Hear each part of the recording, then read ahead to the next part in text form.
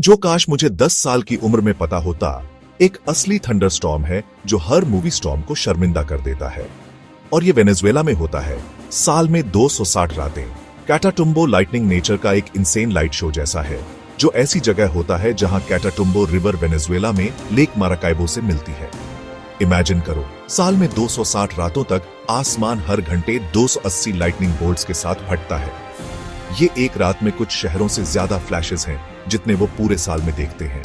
Scientist को लगता है कि लेक से गर्म हवा ठंडी पहाड़ी हवाओं से मिलती है, जिससे परफेक्ट स्टॉर्म फ्यूल बनता है। लोकल्स इसे लाइट हाउस ऑफ माराकाइबो कहते हैं, क्योंकि शिप्स इसे मीलों दूर से देख सकते हैं। अगली बार जब आप थंडर सुने तो बस याद रखना, कैटाटुम्बो में ये एक नाइटली पार्टी है।